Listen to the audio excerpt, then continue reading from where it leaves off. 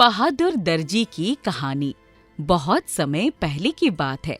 एक छोटे से गांव में रघु नाम का एक गरीब दर्जी रहता था। रघु बहुत मेहनती और ईमानदार व्यक्ति था, लेकिन उसकी आर्थिक स्थिति कुछ अच्छी नहीं थी।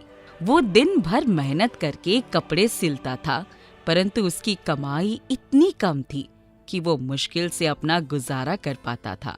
एक दिन रघु अपनी छोटी सी दुकान में बैठा एक नया कपड़ा सिल रहा था, जब अचानक उसे भूख लगने लगी। उसने अपने पास रखा एक छोटा सा गुड़ का टुकड़ा निकाला और खाने के लिए तैयार हुआ।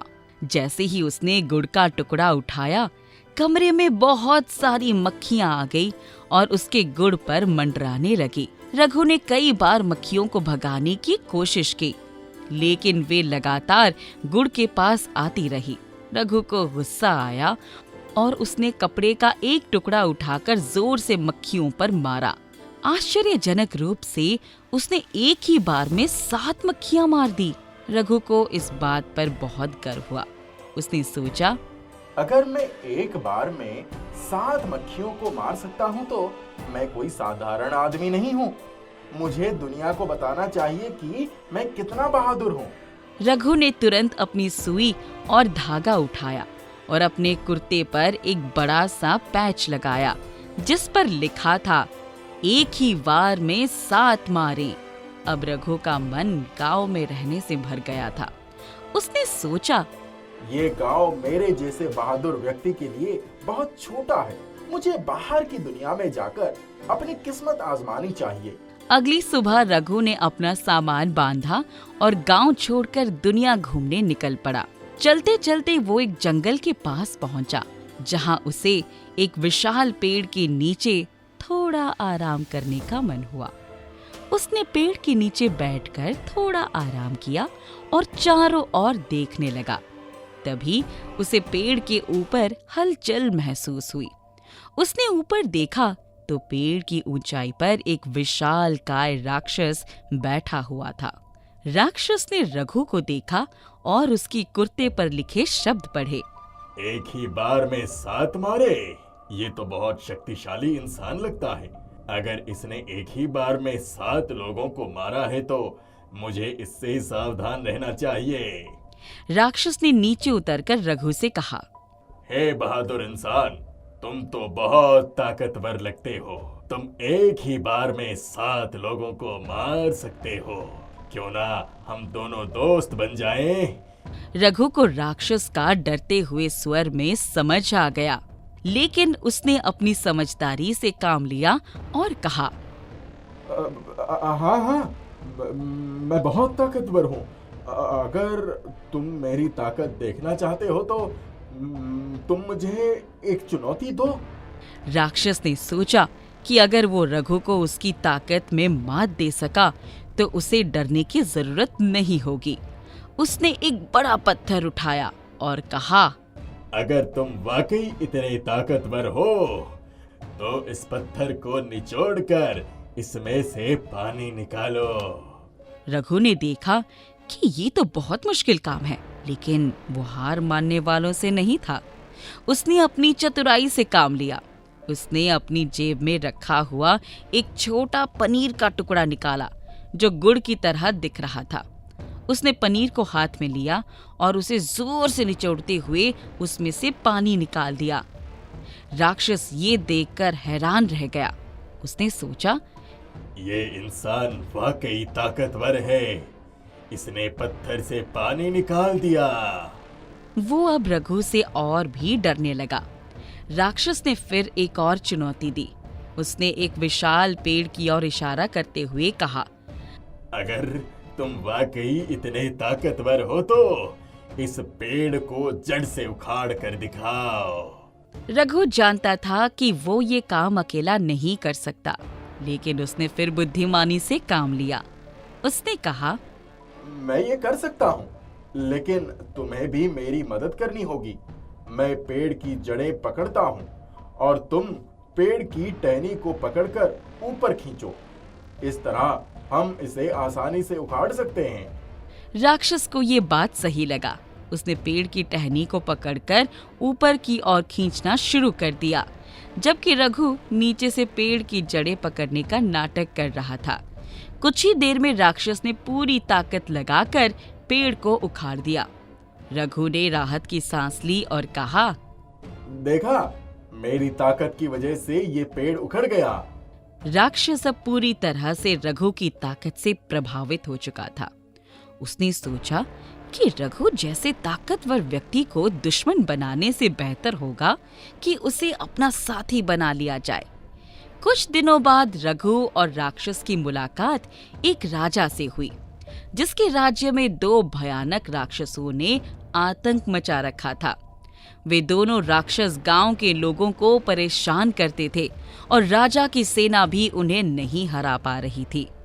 राजा बहुत चिंतित था और उसने घोषणा की कि जो कोई भी इन राक्षसों को हराएगा उसे आधा राज्य और उसकी बेटी का हाथ मिलेगा। रघु ने ये सुनते ही राजा से कहा, महाराज, मैं उन राक्षसों को हरा सकता हूँ। मैंने एक ही बार में 7 मारे हैं और ये राक्षस मेरे लिए कोई बड़ी बात नहीं है। राजा को रघु की बातों पर भरोसा नहीं था, लेकिन उसने सोचा कि कोशिश करने में कोई हर्ज नहीं है। राजा ने रघु को राक्षसों के पास भेजा। रघु जंगल में गया, जहाँ दोनों भयानक राक्षस रहते थे। रात हो चुकी थी और राक्षस सो रहे थे। रघु ने एक चतुर योजना बनाई। उसने पास पड़ी बड़ी बड़ी पत्थर को गोलियां उठाई और राक्षसों पर फेंकना शुरू कर दी। जब पहला राक्षस जागा तो उसने देखा कि दूसरा राक्षस उसी की ओर देखकर हंस रहा था। उसे लगा कि दूसरा राक्षस उस पर पत्थर फेंक रहा है। पहला राक्षस क्रोधित होकर दूसरे राक्षस से लड़ने लगा। दोनों राक्षसों के बीच भीषण लड़ाई छिड़ गई और अंत में वे एक दूसरे को ही मार डाले। रघु ने अपनी चालाकी से दोनों राक्षसों को हरा दिया, बिना किसी ताकत का उपयोग किए। जब रघु वापस राजा के पास पहुंचा और उसे बताया कि उसने दोनों राक्षसों को हरा दिया है, तो राजा बहुत खुश हुआ। उसने अपने वादों के अनुसार रघु को आधा राज्य और अपनी बेटी का हाथ दे दिया। रघु अब राजा बन चुका था। उसने अपनी चतुराई और समझदारी से न केवल अपनी जान बचाई, बल्कि राज्य भी प्राप्त किया। वो अपनी बुद्धिमानी और धैर्य के लिए पूरे राज्य में प्रसिद्ध हो गया। एक गांव में राकेश नाम का एक गरीब अपनी पत्नी सविता और बेटे बंटी के साथ में एक झोपड़ी में रहता है। राकेश बहुत गरीब होता है और उसके पास एक छोटा गैस चूल्हा होता है, जिस पर वो समोसे बनाकर बेचता है और उसकी कमाई से अपने परिवार का पेट पाल रहा होता है। राकेश अपने बेटे बंटी का एडमिशन पास के सरकारी स्कूल में करवाना चाहता है, लेकिन उसके पास पैसे नहीं होते हैं, इसलिए वो बहुत परेशान होता है। सुनिए जी, बंटी का एडमिशन करवाने के लिए हमारे पास बस 2 दिन है, उसके बाद एडमिशन बंद हो जाएगा। क्या? तुमने ये बात मुझे पहले क्यों नहीं बताई? अब 2 दिन में मैं बंटी के एडमिशन के लिए पैसे कहाँ से लाऊंगा? राकेश बहुत परेशान हो जाता है और उसको कुछ समझ नहीं आता है कि वो क्या करे। अगले दिन वो सुबह जल्दी ही समोसे बेचने निकल जाता है। वो समोसे बेच रहा होता है, तभी उसको पीछे से एक आवाज आती है, जो कि कालू सेठ की होती है। नमस्ते कालू सेठ, आपने मुझे बुलाया? हाँ राकेश, सुना है तेरे समोसे इस गांव में बहुत फेमस हो रहा है? मेरा धंधा बंद करवाना है क्या तुझे? कालू सेठ की बात सुनकर राकेश कुछ नहीं बोलता और नीचे देखने लगता है। कालू सेठ राकेश की परेशानी भांप लेता है और उससे कहता है, क्या हुआ राकेश, बहुत परेशान दिखाई दे रहा है, पैसों की जरूरत है क्या? तो बता मुझे। सामने से कालू सेठ की ये बात सुनकर ना चाहते हुए भी राकेश के मुंह से बंटी की एडमिशन की बात निकल जाती है। कालू सेठ बहुत चालाक होता है। वो मन में सोचता है, बहुत अच्छा मौका है, इसको उधारी में फंसाकर अपने यहाँ काम कराऊंगा और 2 गुना मुनाफा कमाऊंगा। कितने पैसों की जरूरत है? बता, अभी देता हूँ। मैंने सुना है एडमिशन कल बंद हो जाएंगे। कालू सेठ की बात सुनकर राकेश उसे पूरे एडमिशन में 2000 रुपए लगेंगे ऐसा बताता है। कालू सेठ तुरंत 4000 रुपए निकाल कर राकेश को दे देता है। अब राकेश बहुत खुश हो जाता है क्योंकि अब वो अपने बेटे का एडमिशन स्कूल में करवा सकता है। वो खुशी से अपने घर आता है और सारी बात सविता को बताता है। ये बात सुनकर सविता खुश होती है और अगले दिन राकेश बंटी का एडमिशन करवा आता है, जिसके बाद बंटी स्कूल जाने लगता है और राकेश अब पैसे बचाता है और सविता से कहता है, सुनो भाग्यवान, अब मैं जितने पैसे तुमको घर खर्च करने के लिए देता हूँ, तुम उसमें से पैसे बचाना शुरू कर दो ताकि हम जल्द से जल्द कालू सेठ का उधार चुका सकें। हाँ, मैं रोज थोड़े पैसे अलग रख देती हूँ। अब एक दिन जब राकेश समोसे बेच रहा होता है तब कालू सेठ उसके पास आकर अपने पैसे मांगता है। राकेश के पास उस समय पैसे नहीं होते, इसलिए वो आधे पैसे देने की बात करता है, लेकिन कालू सेठ पूरे पैसे मांगता है। इसलिए राकेश को अपना सारा सामान बेचना पड़ता है और सारा सामान बेचकर राकेश कालू सेठ को 4000 रुपए दे देता है। कालू सेठ पैसे लेकर हंसता हुआ वहाँ से चला जाता है। आपको ये क्या हुआ है जी? सविता, आज कालू सेठ अपना पैसे लेने आया था और उसने मेरी सबके सामने बहुत बेइज्जती की, जिसकी वजह से मुझे अपना समोसा बनाने का सारा सामान बेचकर उसका पैसा चुकाना पड़ा। अब मेरे पास कोई काम नहीं है, कहाँ जाऊं मैं? कौन करेगा मेरी मदद? मेरा परिवार क्या खाएगा, क्या पिएगा? तब सविता राकेश को माता के मंदिर जाने के लिए कहती है। राकेश अब माता से मदद मांगने मंदिर जाता है और पूरी रात माता के मंदिर में रोता हुआ माता की आराधना करता है और वहीं ही सो जाता है। सपने में माता राकेश को दर्शन देती है और उसे कहती है, बेटा राकेश, मैं जानती हूँ तुमने कभी किसी इंसान के साथ गलत नहीं किया है, सबका भला ही चाहा है। मैं तुम्हारी परेशानी जानती हूँ और तुमको आशीर्वाद देती हूँ। अब से तुम जिस चीज से चाहोगे उससे स्वादिष्ट जादुई समोसे बना सकोगे और अब से तुम मेरे मंदिर में रहकर मेरे भक्तों को अपने हाथों से बनाए हुए स्वादिष्ट जादुई समोसा खिलाना। तुम्हारे सारे दुख दूर हो जाएंगे पुत्र। अरे सुन भाई, जल्दी उठ और समोसे बना, भक्तों की भीड़ बढ़ रही है। पंडित जी, समोसे बनाने का सामान कहाँ है? पंडित जी एक कमरे की तरफ इशारा कर देते हैं और राकेश उस कमरे में जाता है। वहाँ समोसे बनाने का सारा सामान देखकर खुश हो जाता है क्योंकि ये उसका ही बेचा हुआ गैस चूल्हा होता है। अब राकेश खुशी से समोसे बनाता है और सारे भक्तों को उसके जादुई समोसे खाकर मजा आ जाता है और सब उसको कुछ न कुछ पैसे देते हैं। मजा आ गया पापा, ये तो जैसे जादुई समोसे हैं। ऐसे समोसे मैंने आज तक नहीं खाए।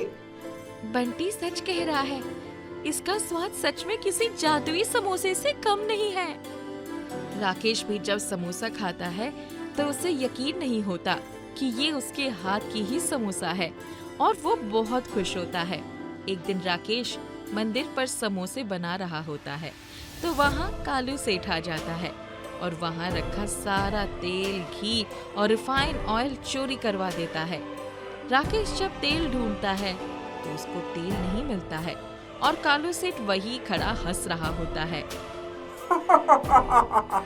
बहुत होशियार बनता है ना तू, अब बिना तेल के समोसे बना के दिखा। इतने में पंडित जी भागते हुए राकेश के पास आते हैं और उसको जल्दी से समोसे बनाने के लिए कहते हैं क्योंकि मंदिर के बाहर समोसे के लिए भक्तों की भीड़ लगी हुई होती है। अब राकेश को कुछ समझ नहीं आता है और वो एक खाली टिप्पा उठाकर उसमें मंदिर के पास बने घाट का पानी भर लेता है और उसे समोसा बनाता है। राकेश भैया, ऐसा समोसा हमने आज तक नहीं खाए हैं। आपके हाथ के समोसे पहले भी बहुत स्वादिष्ट बनते थे, लेकिन ये तो जादुई समोसे लग रहे हैं। क्या नाम है इन समोसों का? भक्त जानो, ये जादुई पानी के समोसे हैं, जो कि माता का आशीर्वाद है। सारे भक्त ये सुनकर बहुत खुश होते हैं और राकेश को इनाम में बहुत रुपए देते हैं। अब राकेश उन पैसों को जोड़कर एक नई दुकान खोलता है और उसका नाम जादुई पानी के समोसे रखता है। इस बात से कालू सेठ राकेश से बहुत बुराई मानने लगता है, क्योंकि अब उसकी दुकान चलना बंद हो जाती है। मुझे माफ कर दो राकेश, मुझे नहीं पता था कि माता दुर्गा का आशीर्वाद है तुम पर। मुझे माफ कर दो, मुझे अपनी गलती का एहसास हो चुका है। राकेश कालू सेठ को माफ कर देता है और खुशी से अपनी दुकान चलाता है और हर हफ्ते मंदिर के भंडारे में भी अपने समोसे सबको फ्री में बांटता है और हर जरूरतमंदों की मदद करता है। अब उसका पूरा परिवार एक संपन्न परिवार हो जाता है और वो अब अपने परिवार के साथ खुशी खुशी रहने लगता है। रावतपुर के सिमगा नामक गांव में बबलू रहता था। गांव में बिल्कुल किनारे एक टूटी हुई झोपड़ी में बबलू का ठिहा था। गांव की इकलौती शराब दुकान बबलू के झोपड़ी के नजदीक ही खुली थी। उसके घर के आसपास अक्सर नशे में धूत शराबियों का जमावड़ा हो जाता था। बबलू, वाह बबलू, मैं तेरी खाल नोच लूंगा। क्यों भैया, क्या दुश्मनी है मुझसे तुम्हारी? मेरे को तेरे घर के आगे लगा ये खंबा पसंद नहीं है। मैं बार बार इससे टकरा कर गिर जाता हूँ। लेकिन भाई, ये तो सरकारी खंबा है, मैंने नहीं लगवाया है इसे। ठीक है, जाकर बोल दे सरकार को कि हटा दे इस खंबे को। हाँ ठीक है भाई, अभी तुम जाओ। बबलू को रोज ऐसे ही गुजरते हुए शराबियों की बकबक को बर्दाश्त करना पड़ता था। हर नया शराबी रोज आकर बबलू को उल्टी सीधी बात करके परेशान करने लगा। एक सुबह बबलू के बगिया में खूब सारे बैंगन उगे। बबलू ठहरा अकेला, वो इतने सारे बैंगन को अकेला कहाँ खत्म करे। ये सोचकर वो बैंगन के भरते की दुकान लगाने लगा, उसी शराब दुकान के पास जहाँ से आए शराबी रोज उसे परेशान करते थे। बबलू, ओ बबलू, मैं तेरी हड्डी पसली तोड़ दूंगा बबलू। अरे अब क्या तकलीफ हुई भाई? यहाँ से तो अभी खंबा भी बहुत दूर है। ये तेरे दुकान के आगे बनी नाली में मैं बार बार गिर जाता हूँ। हटा इस नाली को। अच्छा ठीक है भाई, हटवा दूंगा। लो, पहले ये बैंगन का भरता खाकर बताओ कैसा बना है। शराबी ने हाथ में बबलू का बनाया हुआ बैंगन भरता लिया और खाते हुए लुढ़कते हुए अपने घर चला गया। समय गुजरता जा रहा था। बबलू का बैंगन भरता भी शराबियों के इलाके में सबकी स्वाद पर चढ़ चुका था। लेकिन इस बात के साथ एक अजीब इत्तेफाक हो रहा था। एक बार बैंगन का भरता खाकर वापस गया शराबी उस दुकान पर दोबारा नहीं आया। एक दिन एक बूढ़ी औरत बबलू के पास बैंगन भरता लेने आई। बेटा, ये बैंगन का भरता जरा देना। माता जी, ये बैंगन का भरता तो शराब पीने वाले खरीद ले जाते हैं यहाँ से। आप क्यों आई हैं इसे खरीदने के लिए? बेटा, मैं ये भरता अपने बेटे के लेकर जा रही हूँ। वो एक बहुत बड़ा शराबी था, रोज किसी न किसी झगड़ा करके घर वापस आता था। उसी ने मंगवाया है ये भरता। आपका शराबी बेटा ये भरता क्यों मंगवा रहा है माता जी? बेटा, वो जब से तुम्हारा बैंगन का भरता खाकर वापस घर गया है, तभी से उससे शराब पीने का मन ही नहीं कर रहा। उसकी शराब की सारी तलब खत्म हो गई है। उसे इस जगह के शराब की याद नहीं आई, बल्कि नशे में धुत जब वो तुम्हारा बैंगन भरता खाया था, उसे इस स्वाद की याद आ रही है। ये तो बहुत अच्छी बात है माता जी, आपका बेटा तो सुधर गया। ये लीजिए बैंगन का भरता।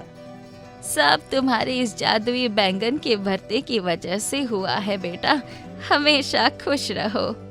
वो औरत अपनी शराबी बेटे के लिए बैंगन का भरता खरीद कर ले जाती है और बैंगन भरता खाने की वजह से उसके बेटे के शराब छूटने की कहानी धीरे धीरे फैलने लगती है। धीरे धीरे बबलू की दुकान पे शराबियों से ज्यादा उनके घर परिवार वाले की भीड़ इकट्ठा होने लग जाती है। भैया, बैंगन का भरता देना। आपके यहाँ भी कोई शराब छोड़ा है? हाँ भैया, जादू है आपके इस बैंगन के भरते में। जब से मेरे भाई ने इसे खाया है, दोबारा उसने शराब को हाथ नहीं लगाया। बस बार बार उसे यही वाला बैंगन का भरता खाने का मन कर रहा है। ठीक है, ले जाइए।